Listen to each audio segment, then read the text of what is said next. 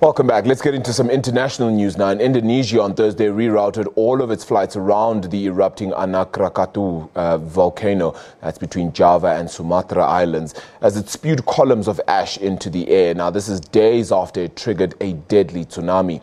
A crater collapse on the volcanic island at a high tide on Saturday sent waves of up to 5 meters high smashing into the coast on the Sunda Strait, killing more than 400 people.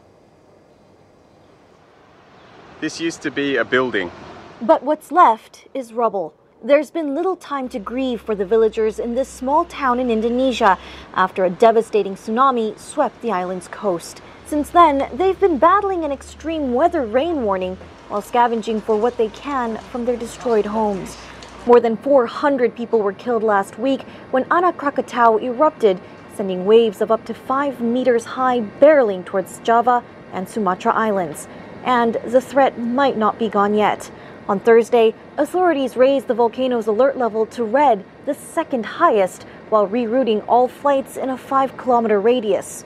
Experts have warned that a second disaster is possible, and residents are fearful. Takut ada tsunami. I'm afraid a tsunami might strike again, so I've taken refuge in a safer district, but I'm always afraid every time the water rises. Reuters' Fergus Jensen reports from Samur, one of the hardest hit areas. The power of this tsunami is evident in the crumpled remains of this car right behind me.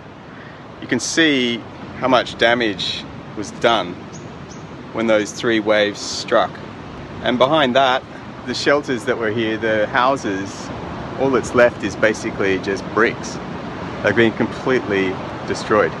A state of emergency has been declared until next Friday as search and rescue teams continue to work around the clock. Officials say roads are so damaged and clogged that helicopters had to be deployed to carry out evacuations. There was no early warning because Indonesia doesn't have an early warning system for underwater avalanches and volcanic eruptions. It all happened so suddenly, so the community didn't have a chance to evacuate.